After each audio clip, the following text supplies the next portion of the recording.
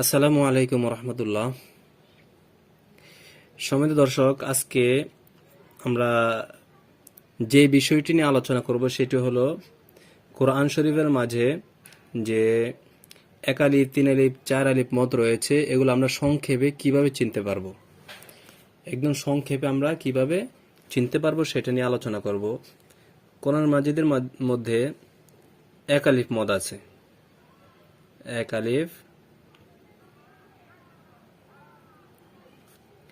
এক আলিফ মদ, হ্যাঁ। আবার তিন আলিফ মদ আছে, ঠিক আছে। আর আছে চার আলিফ মদ। এই তিন ধরনের মদ ছাড়া অন্য কোনো মদ নেই, অর্থাৎ দুই আলিফ নেই, পাঁচ আলিফ, ছয় আলিফ, সাত আলিফ, এরকম কোনো মদ নেই। তো সর্বপ্রথম আমাদেরকে বুঝতে হবে মদ অর্থ কি। মদ অর্থ হলো টানিয়া পড়া। মদ অর্থ হলো টানিয়া পড়া। এখন কারো প্রশ্ন জাগতে পারে যে টানিয়া পড়া বুঝলাম, কাকে টানিয়া পড়বে? সেটা হলো হরকতকে টানিয়া পড়বে, অর্থাৎ এক জবর, এক জের, এক পেশ, এই তিনটাকে হরকত বলে। এগুলোকে টানিয়া পড়াকেই মদ বলে। এগুলোকে কি করা? টানিয়া পড়াকেই মদ বলে। দেখুন, এটা হলো এক জবর, এক জের, এক পেশ। জবর কখন টেনে পড়বে, জের কখন টেনে পড়বে, পেশ কখন টেনে পড়বে, এটা কায়দার মধ্যে আসবে। তো সহজ উত্তর হলো মদ অর্থ টানিয়া পড়া। আর এখানে প্রশ্ন যদি জাগে যে কাকে টেনে পড়বে, তখন জবর, জের, পেশ, হরকতের উচ্চারণকে টানিয়া পড়াকে বলে। হরকতের উচ্চারণ টানিয়া পড়াকে মদ বলে। আমরা নর্মালি যখন পড়ি বা জবর বা, বাজের বি, তাজের বা তাপেশ তু, ঠিক আছে, বা বি তু, এরকম আমরা কিন্তু এখনো টান দেই নেই। এখানে আমরা কি করি নাই? টান দেই নেই। এই জন্য এটা হলো হরকত। আর যখন টেনে পড়ব তখন তার আকার আকৃতিতে পরিবর্তন আসবে। হ্যাঁ, এই টেনে পড়ার ক্ষেত্রে কোথাও আমরা এক আলি পরিমাণ টানবো, কোথাও তিন আলি পরিমাণ টানবো, কোথাও চার আলি পরিমাণ টানবো। হ্যাঁ, ওই মূলত এই টানটা নিয়ে আজকে আমরা আলোচনা করব। টেনে পড়াটা নিয়ে আজকে আমরা আলোচনা করব। তো ফার্স্টে আমরা দেখব এক আলিফ মদ। এক আলিফ মদ আমরা কিভাবে চিনব সংক্ষেপে, আর পড়ব কিভাবে? তো সহজ কথা আমি বলি, জবরের বাম পাশে যখন খালি আলিফ থাকবে তখন মনে করতে হবে যে এখানে এক আলিফ হবে, এক আলিফ টেনে পড়তে হবে। আবার পেশের বাম পাশে যখন এরকম জজমালা একটা ওয়াও থাকবে তখন মনে করতে হবে যে না, এখানে এক আলিফ টেনে পড়তে হবে। আবার জেরের বাম পাশে যখন জজমালা ইয়া থাকবে তখন মনে করতে হবে যে এখানে এক আলিফ হবে, টেনে পড়তে হবে। এখানে দেখুন আমি লিখলাম বা আলিফ জবর বা, বা ওয়াও পেশ বু, বা ইয়াজের বি, বা বু বি। বা এর পরিবর্তে 29 হরফের মধ্যে থেকে যে কোনো হরফ আসতে পারে, সেটা কোনো চিন্তার বিষয় না, ঠিক আছে। এখানে কোন হরফ থাকলো সেটা আমাদের দেখার কোনো প্রয়োজন নেই। কোন হরফ থাকলো এখানে সেটা আমাদের দেখার কোনো প্রয়োজন নেই। শুধু আমাদেরকে দেখতে হবে যে জবরের বাম পাশে কি আসছে। পেশ জবরের বাম পাশে খালি আলিফ আছে কিনা, যদি থাকে তাহলে এক আলিফ টানতে হবে। পেশের বামরে জজমালা ওয়াও আছে কিনা, যদি থাকে তাহলে এক আলিফ টানতে হবে। জেরের বামরে জজমালা ইয়া আছে কিনা, তাহলে এক আলিফ টেনে পড়তে হবে। বায়ের জায়গায় তাও হতে পারে, বায়ের জায়গায় ইয়াও হতে পারে, হ্যাঁ, বায়ের জায়গায় নুন হতে পারে, সা হতে পারে, হা, খ, জিম, যে কোনো হরফ হতে পারে, ওইটা কোনো ব্যাপার না।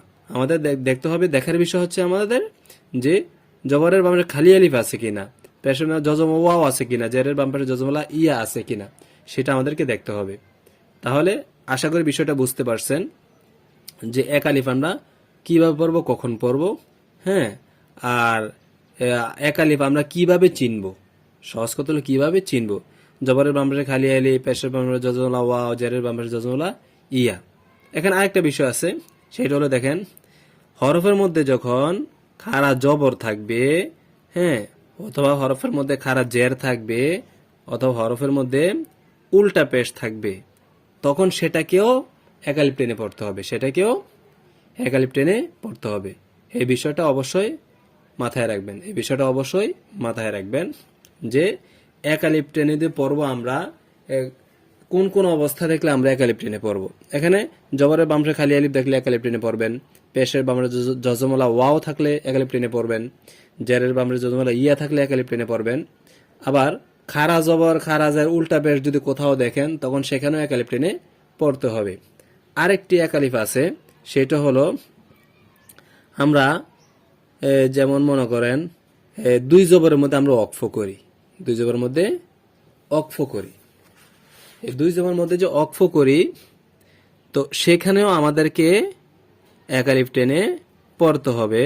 যেমন আমি জিনিসটা দেখাচ্ছি, যেমন আফ ওয়া যা, আফ ওয়া যা। এখানে দেখুন জিমের মধ্যে কি আছে, দুই জবর আছে, এখানে আমরা এক আলিফ টেনে পড়ব। আর এটা আলাদা একটা নাম আছে, সেটাকে মধ্যে আওয়াজ বলে, আফওয়াজা, কানা তাওয়াবা, কানা তাওয়াবা। হ্যাঁ, এগুলোর মধ্যে কি হয় যে কানা তাওয়াবা, এগুলা অক্ফ করার সময়, অক্ফ করার সময়, ঠিক আছে, অক্ফ করার সময়। তাহলে আমরা তিনটা সূরত যদি আমরা কোরআন মাজিদের মধ্যে দেখি তাহলে আমরা মনে করব যে সেখানে এক আলিফ টেনে পড়তে হবে। প্রথম সূরত হলো জবরের বাম পাশে যদি খালি আলিফ দেখি, আর পেশের বাম পাশে যদি জজমলা ওয়াও দেখি, অথবা জেরের বাম পাশে যদি আমরা জজমলা ইয়া দেখি, তখন মনে করতে হবে সেখানে এক আলিফ হবে, এক আলিফ টেনে পড়তে হবে। আবার আমরা পড়ার সময় কোথাও যদি দেখি খারা জবর খারাজের উল্টা পেশ, তাহলেও সেখানে আমাদেরকে এক আলিফ টেনে পড়তে হবে। হ্যাঁ, তাহলে দুইটা সূরত গেল। আরেকটি সূরত হলো যে কোথাও যদি আমরা দুই জবরের মধ্যে অক্ফ করি, যেমন সূরা নাসরের ভিতরে আছে আফওয়াজা, কানা তাওয়াবা, তাওয়াবা। এখানে আফওয়াজা এখানে দুই জবর, তাওয়াবা এখানেও দুই জবর। এখানে কি করতে হবে, আমাদেরকে এক আলিফ টেনে পড়তে হবে। তো এগুলো ছাড়া আর কোথাও আর কোনো ধরনের সূরত নাই যে সেটা দেখে আমরা বুঝতে পারবো এক আলিফ টেনে পড়তে হবে। কোরআনের মাঝে এগুলাই আসবে, হয়তোবা জবরের বামরে জজমলা জবরের বামরে খালি আলিফ, পেশের বাম পাশে জজমলা ওয়াও, জেরের বামরে জজমলা ইয়া, এই তিনটার মধ্যে থেকে একটা থাকবে, অথবা খারা জবর খারাজের উল্টা পেশের মধ্যে থেকে একটা থাকবে, অথবা দুই জবর থাকবে, যেটা অক্ফ হালাতে, অর্থাৎ অক্ফ করার অবস্থায়। তখন সেটাকে আমরা কি মনে করতে হবে, সেটাকে মনে করতে হবে এখানে এক আলিফ টেনে পড়তে হবে। ঠিক আছে, এটা আমাদের অবশ্যই খেয়াল রাখতে হবে, সেটা আমাদের এক আলিফ টেনে পড়তে হবে। তো এটা হলো আমাদের এক আলিফ বিষয়, এক আলিফ নিয়ে আলোচনা। এখন আমরা তিন আলিফ কিভাবে চিনব, কোরআন মাজিদের মধ্যে আমরা তিন আলিফটা কিভাবে চিনব, এখন সেটা নিয়ে আমরা আলোচনা করব। এখন আলোচনা আমরা তিন আলিফ নিয়ে, এটা হলো তিন আলিফ। ঠিক আছে, তো কোরআন মাজিদের মধ্যে আমরা কিভাবে চিনবো বা কিভাবে বুঝবো যে সেটা তিন আলিফ টানতে হবে, সেটা তিন আলিফ টানতে হবে, সেটা আমরা কিভাবে বুঝবো।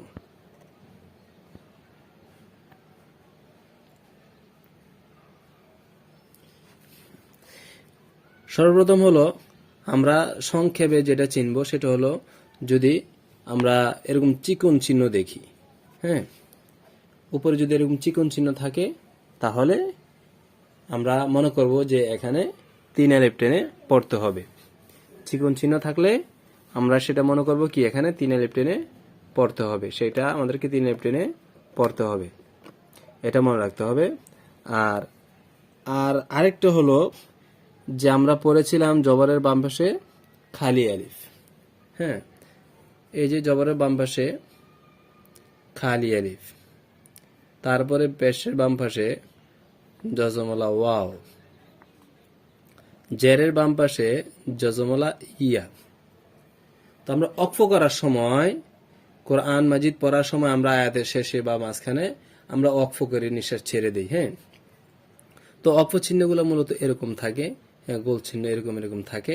হ্যাঁ, এই যে জবরের মানে খালি আলিফ, আলিফের পরের হরফে যদি আমরা অক্ফ করি, তারপরে পেশের বামে জজমলা ওয়াও, ওয়াও এর পরের হরফে যদি আমরা অক্ফ করি, জেরের বামের জজমলা ইয়া, ইয়া এর পরে যে অক্ষর থাকবে যদি আমরা সেখানে অক্ফ করি, তখন সেখানে তিন আলিফ টেনে পড়তে হবে। আমি জিনিসটা আরো ক্লিয়ার করে বোঝাই, যেমন আর রহিম, আর হিমি। এখানে দেখুন আর র হিমি। এখানে আমরা অক্ফ করব। তো এখানে অক্ফ করলে কয় আলিফ টানতে হবে সেটা আমরা কিভাবে বুঝবো? এখানে 3 আলিফ টানতে হবে। কিভাবে বুঝবো? কারণ দেখেন জেরের বামরা যজমলা ইয়া আছে, ইয়ার পরে কি আসছে? একটা অক্ষর আসছে। ইয়ার পরের অক্ষরে আমরা কি করব? অক্ফ করব মিমের মধ্যে। আর রহিম, এখানে মিমের মধ্যে আমরা নিঃশ্বাস ছেড়ে দিলাম, অক্ফ করলাম। এরকম ভাবে ওয়াও, যেমন আমরা যদি অক্ফ করি এখানে মা'বুদ, মা'বুদ, এই যে মা'বুদ।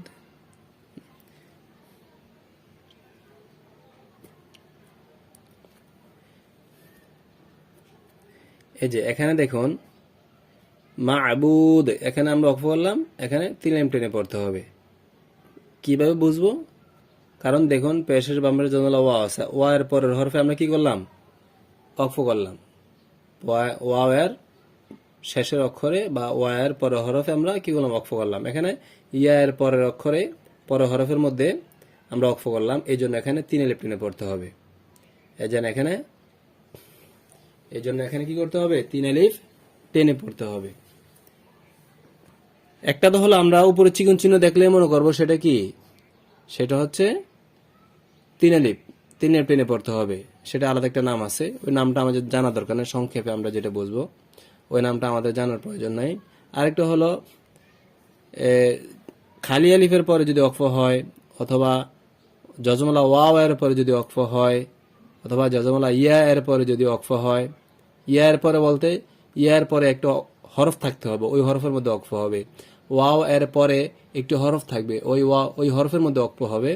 এবং আলিফের পরে একটি হরফ থাকবে, ওই হরফের মধ্যে অক্ফ হবে। ঠিক আছে, এই অক্ফ করাটাকে মধ্যে আরজি বলে। হ্যাঁ, আর উপরে যে চিকন চিহ্ন থাকে সেই অক্ষরটাকে মধ্যে মুনফাসিল বলে। তো আমাদের নাম মুখস্থ করার প্রয়োজন নেই, যারা নাম মুখস্থ করে রাখতে পারি ভালো, আর না করলেও কোনো সমস্যা নেই। শুধু আমরা 3 আলিফ টানার সিস্টেমটা আমাদের জানা থাকলেই হবে, যে কোন কোন অবস্থায় 3 আলিফ টানতে হবে। আমরা মধ্যহরে পড়ছিলাম না 1 আলিফ, এই যে জবরের বাম পাশে খালি আলিফ, পেশের বাম পাশে যজমলা ওয়াও, আবার জেরের বাম পাশে যজমলা ইয়া।